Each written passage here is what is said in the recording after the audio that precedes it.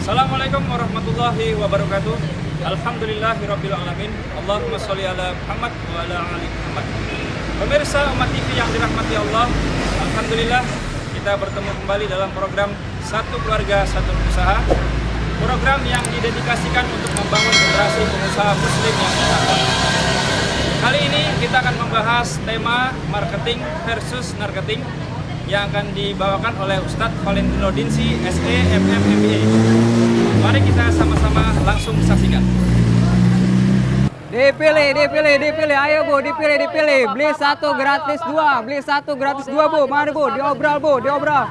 Mumpung lagi promosi Bu, mari Bu. Beli satu gratis dua, mari Bu, silakan Bu, dipilih. Beli satu gratis dua. Mari Bu, dipilih. Beli satu gratis dua. Pin, gimana Pin? Kita jualan teriak-teriak segala, udah panas-panasan, udah capek. Tenggorokan kita udah pada panas nih, capek aus juga. Gimana solusinya ya biar kita nggak teriak-teriak gitu? Udah agak sepi ini dagangan, Pin. Mas Agus, mana jualan?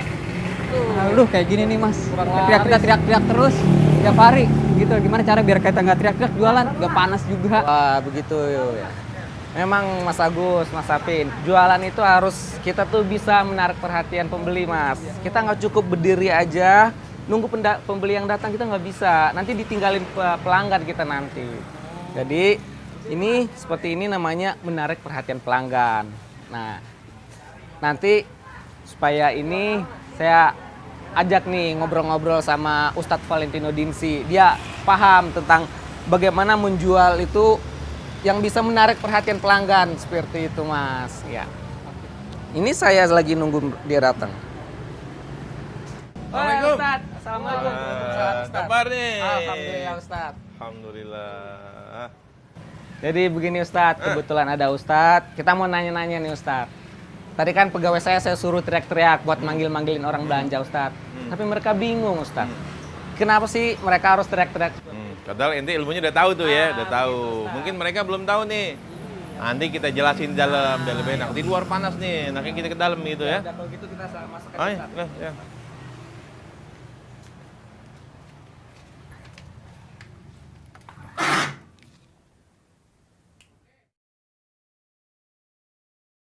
Nah Ustadz, lanjutin yang di luar tadi nih Ustadz. Gimana nih biar lebih jelas buat karyawan-karyawan saya. Kenapa sih jualan itu harus teriak-teriak Ustadz? Ya tadi coba nih saya tanya nih kepada siapa namanya nih? Agus. Agus, yang ini? Apin. Apin. Tadi Agus Apin sebelum teriak-teriak sepi nggak? Sepi Pak. Sepi. Begitu teriak datang nggak orang? Ada. Nah, jawab ya. Jadi ketika kita diem, orang juga diem. Ya, Tapi betul, begitu kita teriak, orang penasaran kan? Nah ini yang saya sebut bagaimana ilmunya namanya marketing, bukan marketing. Apa Ustadz? Marketing. Marketing. Pakai N, bukan Oh. pakai M. Marketing. Kalau M, marketing kan pakai M. Apa artinya M? Marketing artinya apa, Pak? Pemasaran. Pemasaran. Kalau marketing tahu nggak artinya? Bingung kan? Nah kalau marketing artinya itu pemasaran. Marketing itu artinya penasaran. Oh. Beda satu huruf tuh. Marketing pakai huruf M, marketing pakai huruf N. N. Beda satu huruf kan? Marketing pakai huruf M, pemasaran pakai huruf M, marketing pakai huruf N. Penasaran itu bedanya cuma satu huruf. Bagaimana satu huruf itu ketika kita terapin itu bisa bikin orang penasaran. Tadi coba kalau kita diem aja, dagang diem aja, sepi juga orang tuh kan. Tapi begitu kita teriak-teriak, ada perhatian. Makanya ingat waktu saya masih kecil dulu, itu kalau di pasar malam kan, orang semua jualan. Coba, ente kan kebetulan tadi jualan satu, sendirian nggak ada pesaing kan. Tapi coba kalau ente ikut bazar malam, itu yang jual semua orang banyak yang jualan. Teriak Semua orang seperti itu Ustadz. nggak kelihatan kan yang mana beda. Tapi begitu teriak, ayo bu, dia beli, murah. Jadi perhatian. Betul. Ya. Jadi bagaimana bisnis itu yang paling penting itu pertama bagaimana kita mendapat perhatian daripada konsumen. Kalau kita diperhatiin orang, nah kemungkinan kita bisa dibeli, ya kan? Tapi kalau kita diperhatiin aja kagak. Ini diperhatiin aja belum tentu dibeli. Orang datang nih, ya kan? Belum tentu beli kan? Tapi kalau kita diem aja, kagak ada yang datang. Akibatnya apa? Coba kalau ente dagang nggak ada yang datang, kerjaan dia cuma apa? Mohon maaf deh, kerjaan dia cuma gini. Nepokin nyamuk. Nyamuk Ustadz. Ya, sepi kagak ada pembeli. Tapi kalau ente rame kayak gitu, orang datang rame.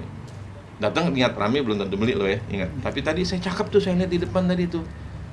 Apa tulisannya? Beli 1 gratis 2. Wah, cakep.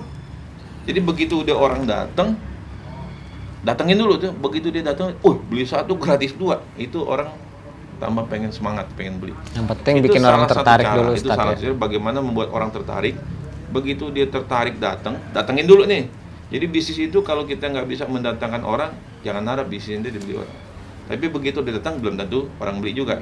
Tapi cakep saya bilang nih, Pak Asar udah ngerti ilmu yang saya sampaikan beberapa bulan yang lalu, bahwa bagaimana ilmu marketing itu adalah bagaimana membuat orang datang dulu. Setelah datang itu harus orang penasaran dulu, kenapa ada tulisan beli 1 gratis 2. Biasanya beli 2 gratis 1, dia balik beli 1 gratisnya 2. Jadi harganya kan cuma sepertiga, ya kan? Dan harganya normal kan? Harganya normal. Itu salah satu penerapan marketing. Nah, saya pengen kasih tahu contoh lagi ya. Ini kan kita udah siang nih, lapar ya. Ada burger, tahu ya burger ya? Nanti bayangin, burger termasuk pemirsa juga bayangin. Nanti pemirsa bisa lihat gambarnya di rumah. Burger yang tampil ini nih, burgernya kulitnya coklat cakep, dagingnya itu di grill artinya dipanggang, tebel dagingnya, ya, dibakar, seladanya hijau, cakep banget. Tomatnya merah, aduh asik, lapar gitu, lapar gitu bayangin. Pemirsa silahkan lihat gambar di televisi, cakep kan gambarnya kan? Tapi mohon maaf, kagak laku nih burger. Kenapa? Karena kagak punya unsur marketing. Jadi burger udah biasa dibeli. Nah, beda dengan yang gambar berikut ini nih. Kelihatan tuh, lihat coba. Mereknya apa? Klenger. Klenger. Ya, makan sampai klenger. Coba perhatikan, mungkin kalau pemirsa yang pernah makan burger Klenger, apa perbedaan burger Klenger dengan burger yang barusan tadi itu, yang cakep itu? Bedanya cuma apa? Sederhana. Burger Klenger itu ukurannya 2 kali lipat. Pasar udah pernah makan burger Klenger ya? Sampai Klenger nggak? Enggak, Ustaz. Sampai Klenger ya? Burgernya ukurannya gede. Jadi kalau burger biasa segini nih, dia segini ukurannya. Dagingnya dipanggang. Ya, bukan digoreng. Dipanggang. Ukurannya gede. Jadi dari segi ukuran udah beda. Dari segi dipanggang itu udah beda. Karena selama ini kebanyakan burger digoreng. Tapi mohon maaf ya, ini belum punya unsur marketing. Nah, bagaimana memasukkan unsur marketing kepada produk yang namanya burger? Waktu di launching, ini produk di Senayan, dijual di Senayan, itu orang harus belinya pakai KTP. Kan edan ini, saya bilang, orang beli burger pakai KTP. Nah, beli mah beli aja kan? Enggak, tapi dia harus pakai KTP. Terus antri, dan hanya boleh belinya 1. Kalau mau belinya lebih dari 1, boleh, tapi makan di tempat. Harus habis. Azhar baru pernah makan 1 ya? Kenyang nggak? Kenyang, berat. Saya juga pernah makan 1, wah kenyang, berat. Kalau habisin 2 agak kuat. Jadi boleh belinya lebih dari 1, 2, atau 3, tapi makan di tempat. Kalau habis gratis. Nah, terus apa yang hebatnya apa? Dia undang wartawan untuk ngeliput dia punya usaha. Begitu diliput sama wartawan, meledak bisnisnya. Jadi wartawan itu unsur marketing, ilmu marketing, bukan marketing sekali pemirsa, ilmunya namanya marketing, pakai N. Itu adalah bagaimana membuat wartawan penasaran. Jadi bukan konsumen. Kalau konsumen kayak ente teriak-teriak itu cuma sekecil kan yang datang, yang lewat aja. Tapi ilmu marketing itu begitu diliput sama TV, diliput sama tabloid, diliput sama koran, diliput sama internet seluruh Indonesia. Akibatnya burger Klenger itu yang punyanya Klenger banget dia, kelima duit kebanyakan. Ada di seluruh Indonesia. Jadi coba kita perhatikan yang namanya di TV, di radio, itu kan kemudian di tabloid, di koran, itu kan ada liputan kursus kuliner. Iya, betul, setiap minggu dia harus nyari, wartawannya harus nyari produk-produk yang punya perbedaan. Dan ketika kita punya produk punya unsur marketing, maka akan diliput. Itu burger. Nah, tapi kalau ente mau bikin lagi, wah menurut Ustaz, kita akan bikin burger rajanya Klenger, 2 kali lipat dari Klenger. Mohon maaf, nggak bisa, udah ada 1. Ente nggak bisa jadi nomor 2. Maka dia bikin lagi yang namanya apa? Yang namanya Edam. Punya teman saya tuh, Pak Made namanya. Namanya Made, orang Bali dibalik jadi Edam. Ya, dia bikin apa? Ada di semua depan sekolah-sekolah. Di depan SD, di depan SMP. Dia bikin di SMA. Dia punya berapa? Dia punya outlet ada 12.000. 12.000 outlet. Orang beli burgernya berapa? Harganya cuma 3.000 sampai 6.000. tapi outletnya ada 12.000 tempat. Untuk jadi franchise-nya bayar 4 juta. 4 juta kali 12.000, 48 miliar. Jualan burger, edan kan? Edan betul itu. Terus ente pikir, wah kalau gitu Ustaz, saya mau bikin yang kayak gitu. Nggak bisa, ente udah jadi nomor 2, nggak bisa jadi hebat. Maka ada lagi yang bikin namanya burger batok. Burger batok, kalian tahu ente? Burgernya biasa, ya di Kalimalang awal itu burgernya biasa, tapi disajikan dalam bentuk batok kelapa. Jadi kelapa ditutup pakai batok, disajikan namanya burger batok. Panas-panas itu, orang buka belatoknya kepanasan juga itu, dimasukkan microwave. Lagi-lagi apa? Yang ngeliput media, televisi liput, tabloid liput, internet liput, meledak lagi. Nah ini nggak jauh nih, kebetulan kita di Depok ya, di Kelapa II, nggak jauh dari sini di Margonda, dekat Gunadarma ini ada yang namanya es pocong. Pernah dengar ya? Coba nanti ente lihat, silakan nanti pemirsa bisa lihat. Inilah bentuk es pocong. Coba lihat. Ini cuma es biasa, es doger, tapi diberi nama pocong. Penasaran orang. Jadi lagi-lagi marketing itu bukan ilmu pemasaran, tapi ilmu penasaran. Karena apa? Karena diliput oleh media, dipasarkan oleh media, maka orang penasaran. Dan karena penasaran itu orang cari, maka jadilah bisa. Dan satu lagi, di Jawa Timur tuh ada juga rawon setan. Rawon setan. Apa sih kalau kita datang? Ya cuman kayak rawon biasa Jawa Timuran, tetapi dikasih nama rawon setan. Lagi-lagi orang penasaran. Penasaran, karena penasaran itu akhirnya diliput oleh media. Nah, bagaimana sebetulnya kita bisa membuat produk itu sesuatu yang beda. Termasuk nanti Pak Azhar ini di bisnisnya ini, di Busana Muslim, bagaimana Pak Azhar membuat sesuatu yang berbeda. Contoh, saya kasih contoh. Ya, Busana Muslim kan kayak begini, biasa nih kita lihat keliling, ya kayak gini ya, Busana Muslim. Tapi ada yang bikin Busana Muslim batik nih, kayak ini kan. Beda kan? Ini saya baju koko tapi batik. Silakan cari, kagak ada, orang saya bikin sendiri. Ya, saya bikin sendiri. Ya. Nah, akhirnya apa? Banyak orang ikut pakai bikin baju koko batik, bikin Busana Muslim batik, ya. Jadi ada sesuatu yang berbeda. Ketika kita pesaing kita sama, semuanya sama, mereknya macam-macam, tapi bentuk sama. Ketika ente bikin nggak ada yang sama. Nah, bikin lagi mungkin Busana Muslim jeans, bisa jadi begitu kan. Jadi buatlah sesuatu yang berbeda. Nah, ketika sesuatu berbeda, unik, nah masukkan unsur marketing di situ dan libatkan media. Dan ketika media meliput kita punya bisnis, insya Allah bisnis kita akan meledak. Ya, jadi bagaimana unsur marketing sesungguhnya bisa kita terapkan dalam bisnis. Jadi yang ente lakukan itu sebagian kecil dari marketing. Berarti nggak cukup Ustadz ya, cuma track di jalan buat manggil suara orang. ente habis nanti kayak gitu. Ya kan, yang datang ada yang cuma lewat. Nah, sementara ilmu marketing adalah bagaimana ilmu untuk memikat media. Dan kalau sudah media meliput kita, coba kalau ente bayar media, wah mahal. Satu halaman koran, ya di koran Kompas itu bisa berapa? 1 miliar satu halaman. Tapi karena ente punya produk yang punya unsur marketing, diliput gratis. Dapat aja seperempat halaman atau dapat satu artikel. Mahal betul.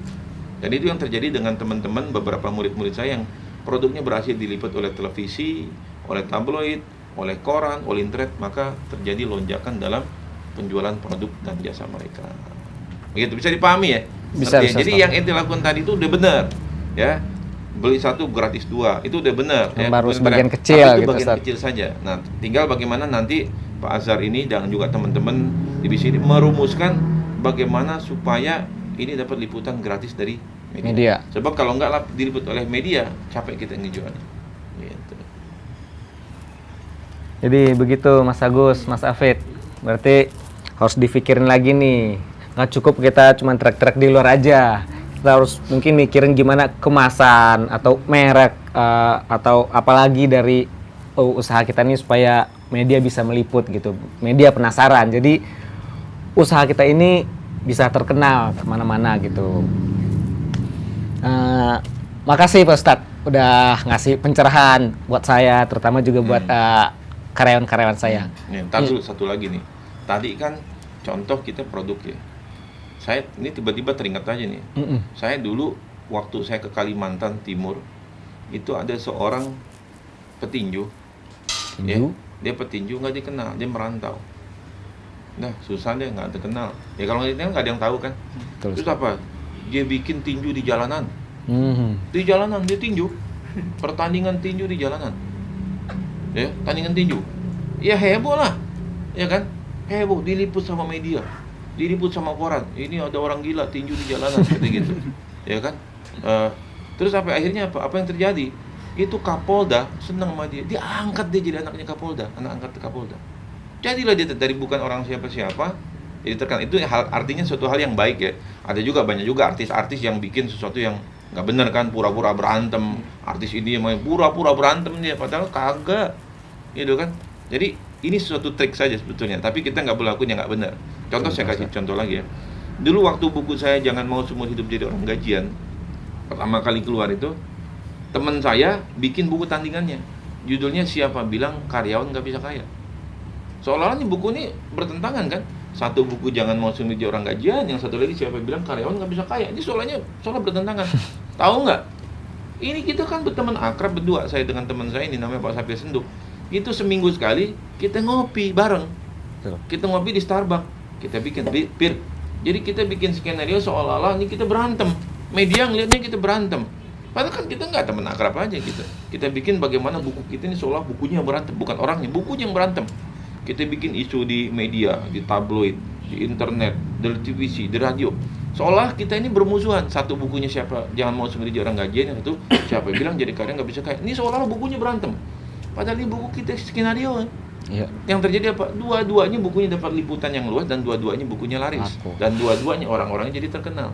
Dan inilah bagaimana sesungguhnya bagaimana menciptakan sebuah efek marketing terhadap produk atau jasa kita. Nah, pemirsa di rumah, antum semua bisa menggunakan tips-tips seperti ini, trik-trik seperti ini untuk bagaimana produk atau jasa Anda bisa dikenal oleh publik dengan cara melibatkan media. Banyak media itu sangat butuh tentang produk-produk baru, jasa-jasa baru atau sesuatu yang sangat inovatif dan sesuatu yang berbeda. Tapi sekali lagi pesan saya, karena kita ini orang Islam, gunakan dengan cara-cara yang benar, gunakan dengan cara-cara yang syar'i. Jangan sampai kita berbohong, jangan sampai kita menipu, jangan sampai kita merekayasa yang menjadikan murka Allah Subhanahu wa taala. Karena kan kita ini di Majelis Ta'lim Wirausaha, kita ingin berbisnis secara syariah. Kita pengusaha muslim, kita berbisnis secara benar. Sehingga bagaimana bisnis itu bisa menghantarkan kita kepada ketakwaan, dan bagaimana bisnis itu bisa menghantarkan kita ke surganya Allah Subhanahu wa taala. Jadi bukan semata-mata kita karena duit, semuanya kita halalin segala cara, bukan begitu. Kita berbisnis tidak semata-mata mencari duit. Karena betapa banyak ketika kita duit banyak, ternyata kok kita nggak bisa nikmatin duitnya. Atau ketika duit kita banyak, semuanya keluar. Kenapa? Kita nggak dapat ridhonya Allah.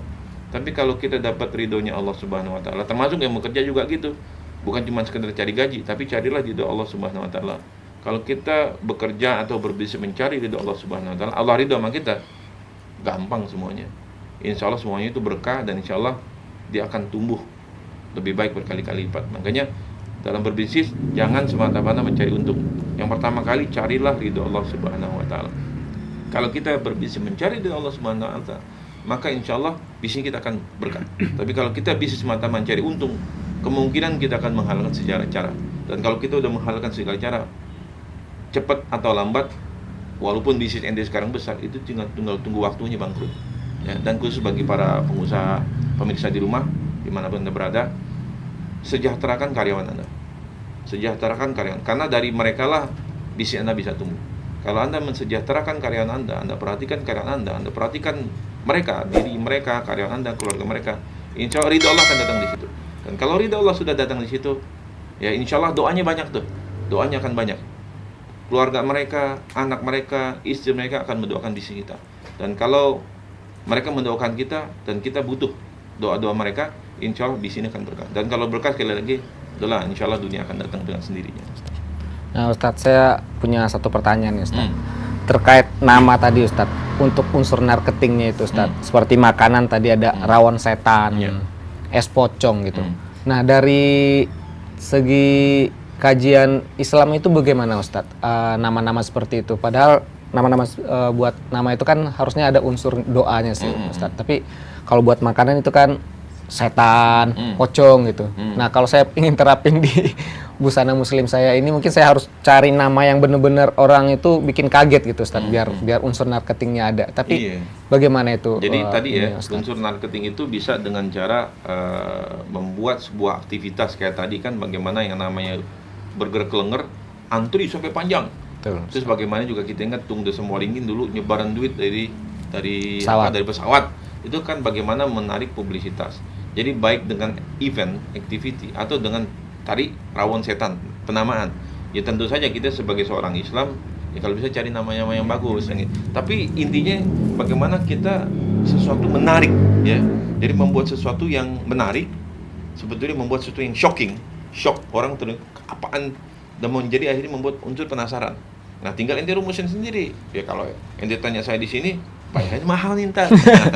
Berarti nggak harus dari segi merek gitu, nama jadi, gitu Ustaz. Bagaimana kita membuat sesuatu yang pertama ada shocking, tapi ingat kita lagi dibatasi oleh Islam, bahwa kita Islam kita harus berbisnis secara benar. Betul Ustaz. Ya, bisa jadi aja kan kita bikin sesuatu yang sudah dikenal, atau kan ente bikin katakan nasi uduk perang Badar. Wow, nasi uduk perang Badar. Kan orang Indonesia udah tahu perang Badar, namanya perang nih kan. Wah, jangan-jangan apa nih? Jadi buat sesuatu yang kan bisa juga.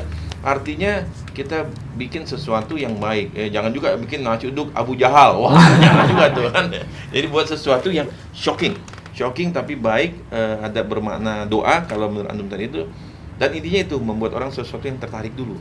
Sebab kalau orang tidak tertarik, nggak akan dibeli. Jadi inti daripada bisnis itu bagaimana kalau ilmu yang saya sampaikan, lead, mendatangkan calon konsumen dulu kan. Nah, dengan berbagai macam cara kita bisa lakukan itu. Ya, tapi tetap ada unsur syar'inya.